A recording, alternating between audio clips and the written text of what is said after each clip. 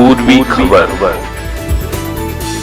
माँ की यहाँ तो बच्चा कुछ समय थोड़ा कुछ करेगा ही, बोलेगा ही उसका तरह माफी चाहता है। हम गरीब आदमी हम ঠান্ডা হন।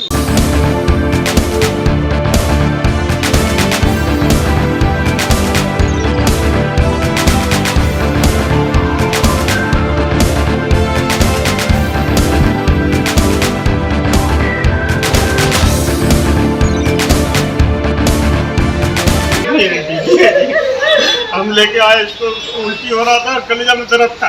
अच्छा, हम इसको लेकर हमेशा ही एक दो बार और आए हैं यहाँ, ठीक होके गई है।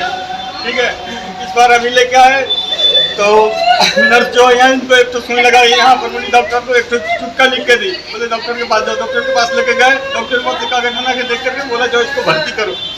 या वो पल्स लगाने खोजने लगी, ये पल्स इसका लगाने के लिए सलाइन वाला भेन मिला नहीं, फिर लोग जो है तो दवाई खिलाया। दवाई खिलाने के बाद ये गिर पड़ी।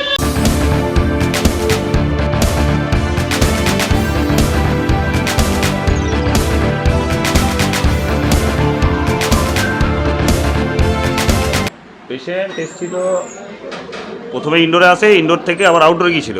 আউটডোরে আমি ছিলাম। পেশেন্ট এসে পরে আমাকে বলেছে যে বমি হচ্ছে, বুকে ব্যথা ছিল, সেটা পরে জানতে পেরেছি, সেটা প্রথমে জানতে পারিনি। যে ওখান থেকে 10 মিনিটের মধ্যে ভর্তি হওয়া, 10 মিনিটের মধ্যেই পেশেন্ট যখন এসছে, মানে আমি যখন ঘুরে এসেছি তখন পেশেন্ট এখানে হঠাৎ করে অজ্ঞান হয়ে যায়। আমরা দেখলাম পেশেন্টের মানে অবস্থা বেশ খারাপ ছিল, কারণ ওকে চ্যানেলও করতে পারিনি, একটা স্যালাইনও চালাতে পারিনি, কারণ ভেনগুলো সব কোলাপস করে গেছে। বাড়ির লোককে জিজ্ঞেস করাতে যে আগে কতদিন আগের থেকে হয়েছে সেগুলো কিছু ওরা বলতে যায়নি। তারপরে পেশেন্ট এক্সপায়ার করে গেছে। অ্যাজ ইউজুয়াল আমরা যখন ডিক্লেয়ার করি তখন ওরা আবার এসে করে ভাঙচুর শুরু করে দেয়। মানে আমাদেরও অনেক স্টাফেরই হাত পাত কেটে গেছে, আমারও প্রচুর লাগতো।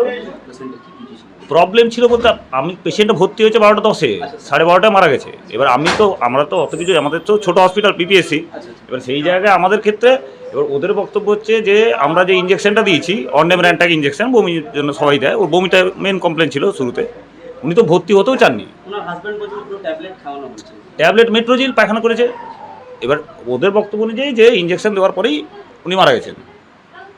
এবার আমরা ইঞ্জেকশনটা দিচ্ছি তো সেটা পোস্টমর্টম করলে আমরা সরাসরি বুঝতে পারবো যে আমাদের দোষ না, ওদের আর থেকে পূর্ববর্তী কোনো একটা ইন্টারনাল ইস্যু ছিল।